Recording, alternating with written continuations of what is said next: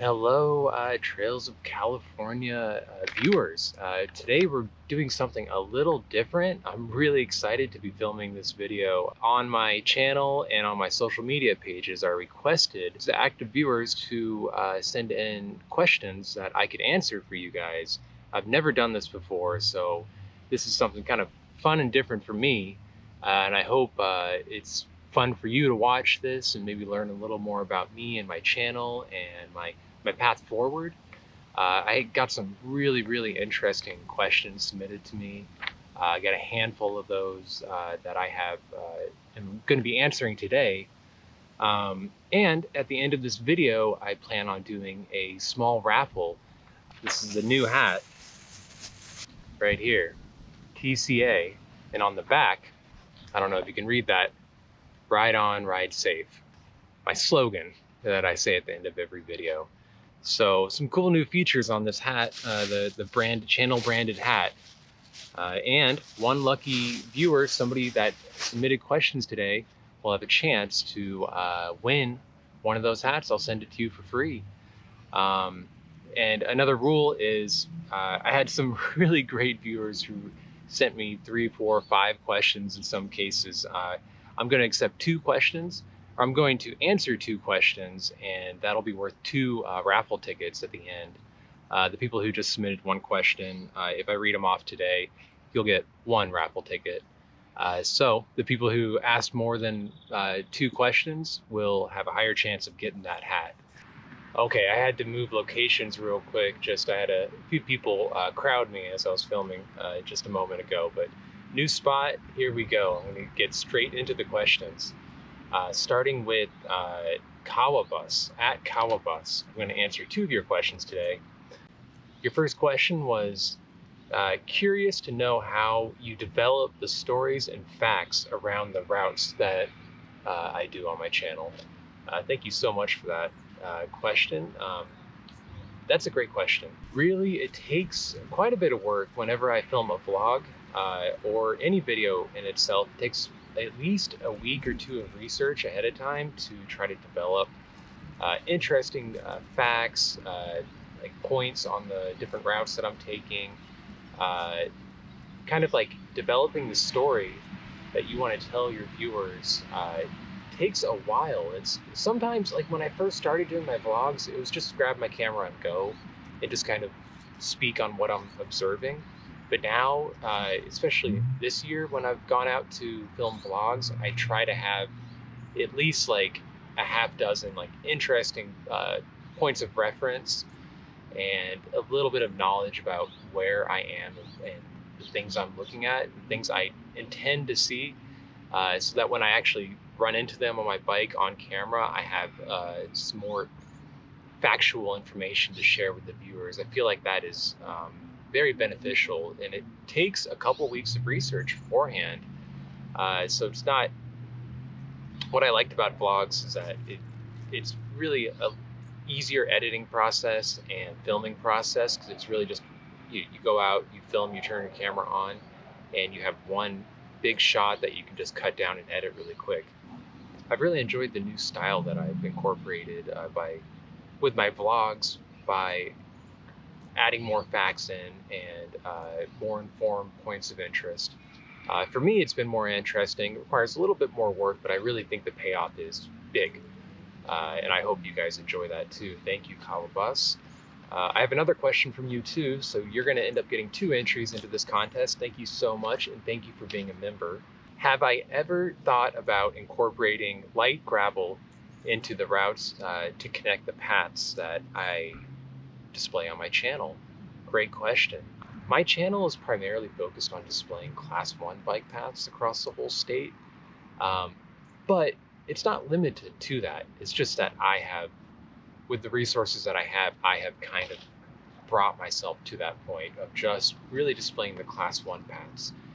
But in the back of my head, I have always wanted to get on a mountain bike, a gravel bike, and push a little further into the proper trails, dirt trails that are out there.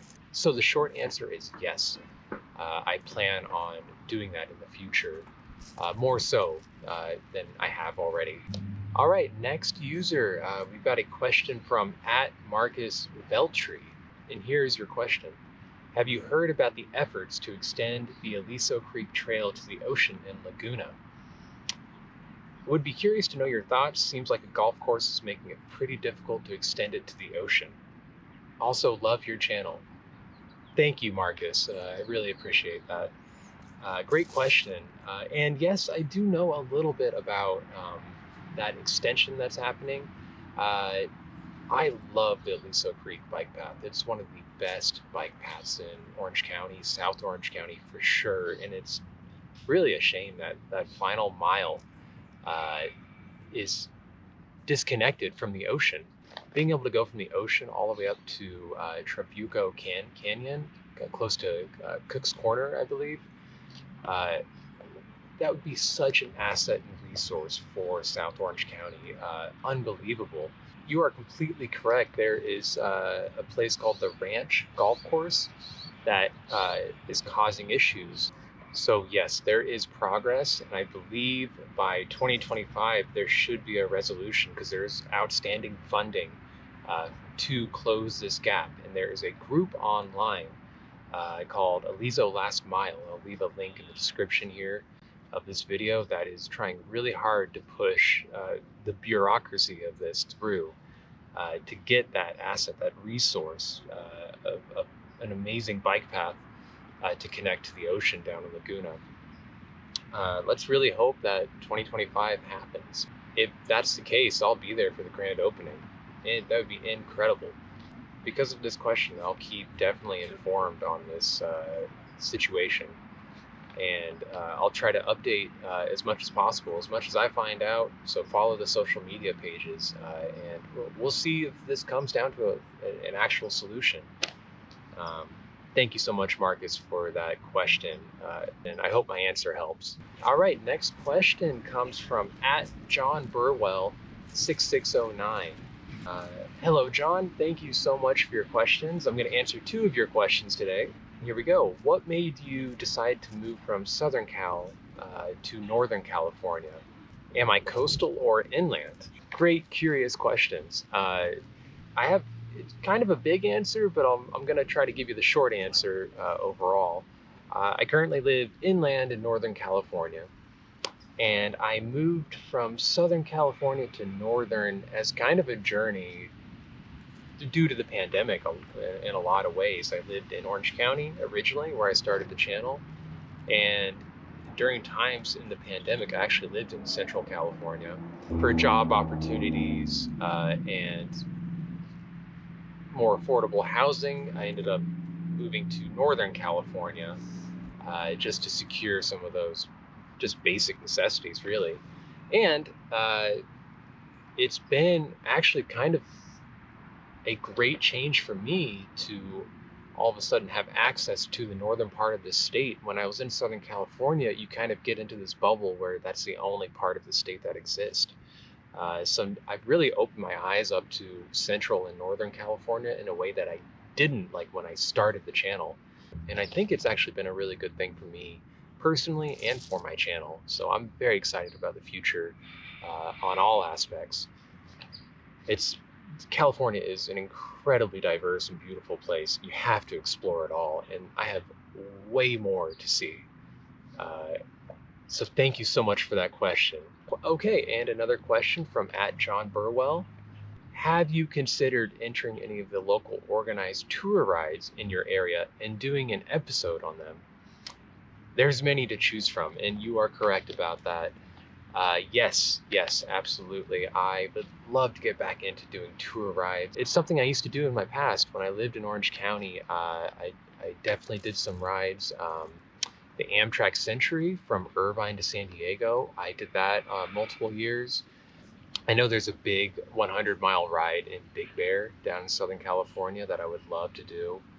And there's the Grand Fondo in the Eastern Sierras that I would love to do one year as well. And then up in Northern California, there's a ton of great organizations up here in the Bay Area and inland through Central Cal, all the way in the Sacramento area and north. So I would love to get involved with all those rides. Yes, and I will document them for the channel. All right, I had some noise issues over where I was sitting, so I had to move one more time. Here I am again. I got a few more questions to answer before we do the raffle, so let's get to it. My next question comes from user Will Strong. Thank you so much for asking questions. I'm going to answer two of yours today. And here is your question. If you could live anywhere in Southern California, where would you choose to live for exposure to riding a class one bikeway and to ride a scenic environment, not along the Pacific Ocean, or it looks like you're looking for an example inland from the ocean, which makes sense. I could say any of the beautiful coastal bike paths that are in California, all the way up the coast. That would be a given. So I like the question. It's a little more challenging. What is the best inland cycling community for class one bike paths? And I thought about this question a little bit before I answered it today on camera. My answer would have to be from my personal experience when I lived in Orange County.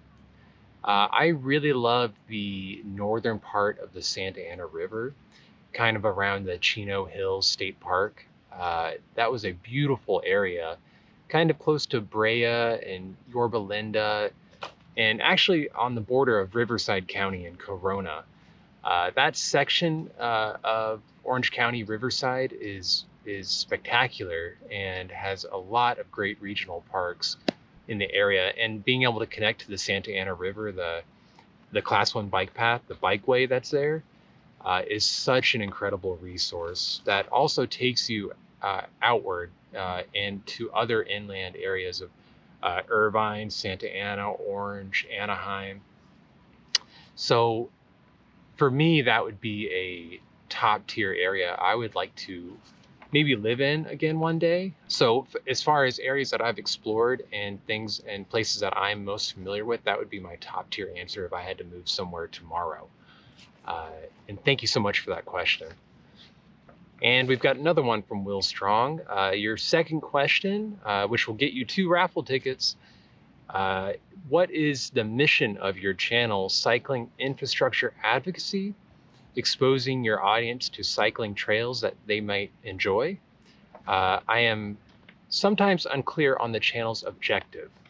Thank you for that question. And I am sorry in a way that I haven't been able to communicate exactly what my channel's direction is. And it's kind of a case of me trying a lot of different things throughout the years, and the channel has evolved as I've evolved and grown and learned more. My channel originally was just based in Orange County. I started the channel just wanting to maybe show some things around Irvine and Costa Mesa. And then as I just naturally got older and explored more, I expanded that to Los Angeles and then out to Riverside, San Bernardino. Displayed a little bit outside of Southern California. I started creeping up towards Northern, and now obviously I am covering more of the whole state. The channel never was about that in the beginning, but I'm happy it's naturally gone that way. Trails of SoCal originally was primarily going to show the accessibility of Orange County and its bikeways. So in a way, that has always been the core, showing the class one bike paths in that central Orange County area. That mission has just grown larger to the whole state. And question from earlier, I definitely do want to incorporate a larger scope of bike trails from gravel to pavement and beyond. You know, I've wanted to promote the use of e-bikes and the use of road bikes, and you know, just basically getting out of your car and just trying, even with whatever equipment you have. It doesn't even matter if you have an expensive bike or anything. Just try, even just go walking on these paths. If this channel inspires people to just simply do that, I feel like the energy I'm putting into the channel is worth it. That, with like showing the beauty and the accessibility and the real great resources that we have across the state uh, has been my core focus, and doing it in a way that's hopefully creative and interesting to the viewers. So I hope that helps answer that question a little bit.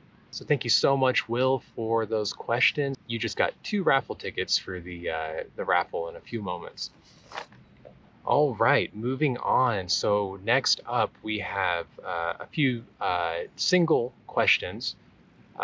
We have one from Shelly S. So thank you so much for your question. Here it is. How did you obtain your skills in filming on the trails and your narration? Um, all right, good question. I've touched on this maybe a little bit, but really, when it comes down to being a YouTuber, uh, it takes a lot of trial and error. And when I started this channel, I didn't even know the concept of editing a video and layering and graphics and text and just transitions.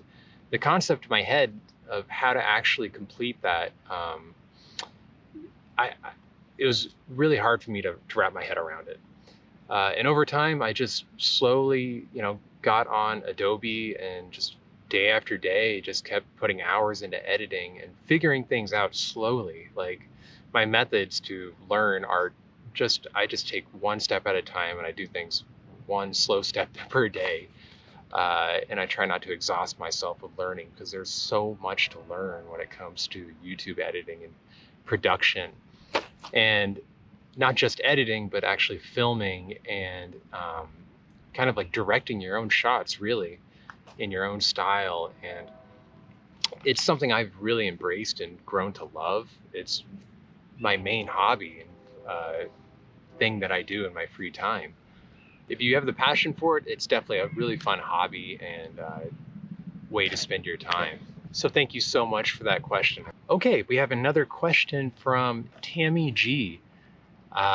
What is the farthest route that I've ridden? Interesting question. Yeah, it's been a while since I've challenged myself to ride like major miles. Uh, like my standard is I hit 50 miles and that's it. Like, and I haven't done that in a while, but normally that's like the daily limit I want to ride. But I have done a couple rides I mentioned earlier from Irvine to San Diego for the now canceled Amtrak Century. And I think in total it wasn't quite 100 miles. I did something more like 85 miles and from Irvine to downtown San Diego. And that was definitely the farthest route I've ever done one way. And it was a lot of fun. That was a huge challenge, but standard, I like to do about 50 miles, but normally, a 20 mile trip is also good for me. I'll call it a day after that. Okay, next question is from Jennifer S. This is a nice follow-up to the last question. Do you prefer long distance bike rides that are scenic and easy, like flat paths, or more mountain slash, hill-like paths that are shorter, but even better views? I love the question. Thank you so much, Jennifer S. I definitely prefer the long distance bike rides a little more, and preferably it'd be nice to go through, long paths that go through scenic areas, but I've ridden a lot of paths also that are not exactly super scenic.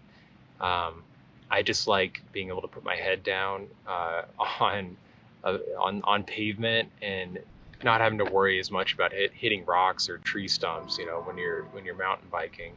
But certainly there are areas that I've loved riding on, like Lake Paris, which have the combination of like pavement, class 1 bike paths, and just beautiful scenic views all around you, with snow-capped mountains around you and the Lake Paris. And there's other examples of that too, that are just incredible around this entire state.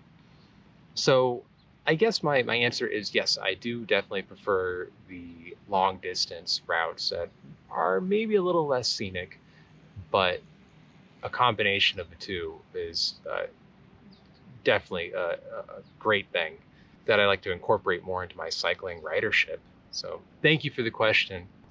Okay, just a couple more questions, and we'll wrap this up and do the raffle.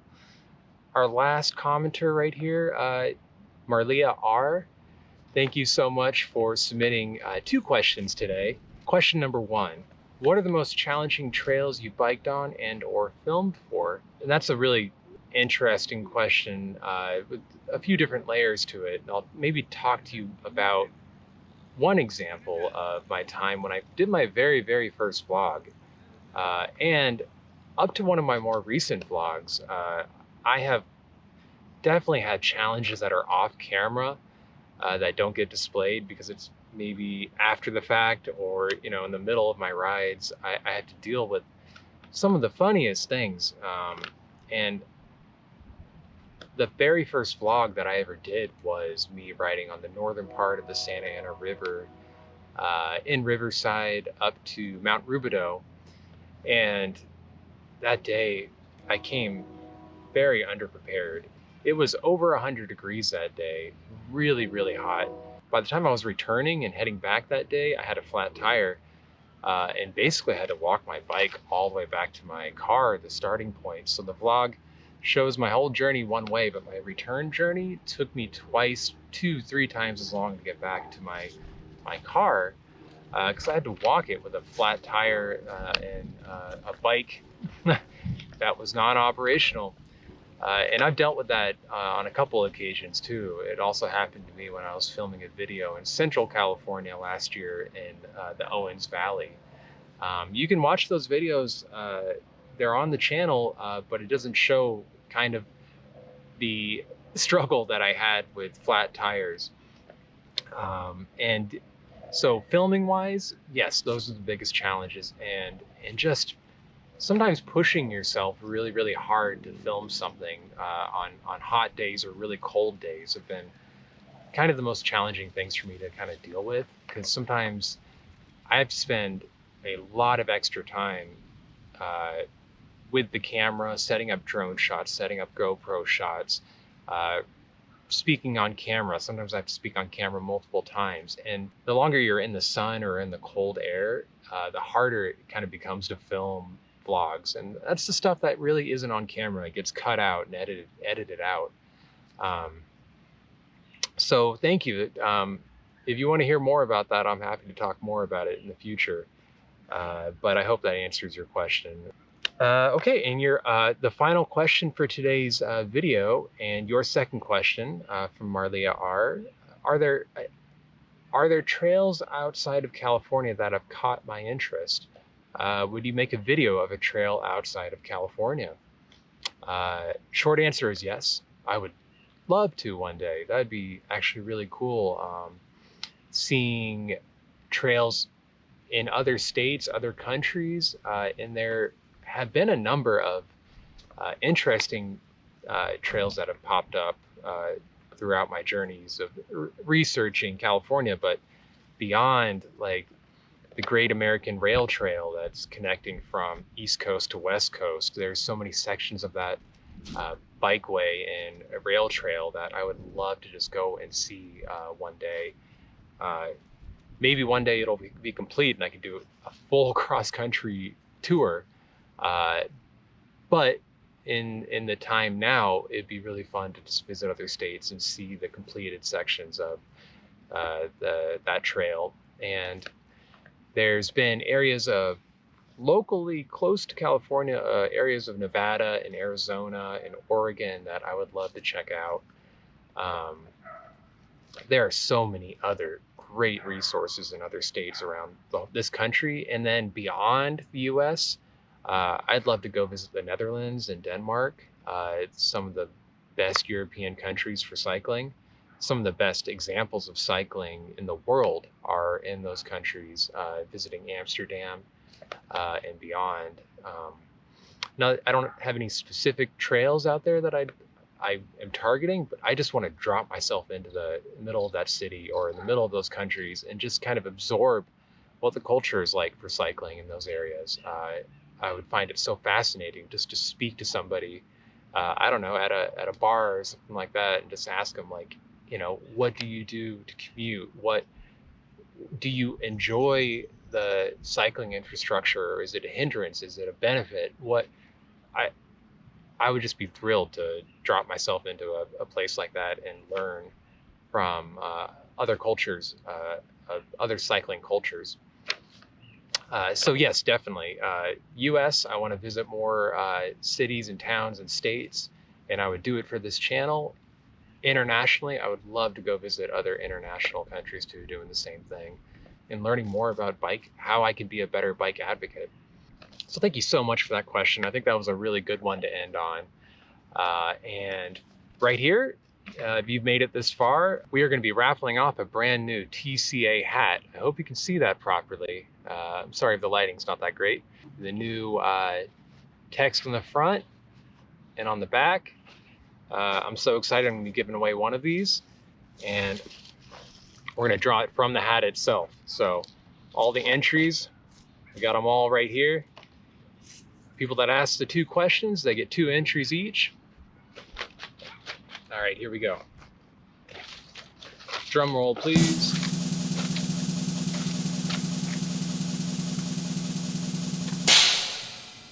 Here we go. Winner is Cowabus. Thank you so much for entering into this contest. I'll be in contact with you at Cowabus, and I'll find a way to make sure I can get this hat to you. Congratulations, and thank you everybody for all your questions. Thanks for watching this video. Don't forget to subscribe and like this video. Check out my other videos on my channel. Put a lot of work into this content. I care about it a lot. I care about all the viewers here, and I really appreciate your continued viewership. Lots of great things to come. And with that, everybody ride on and ride safe. I'll see you in the next video.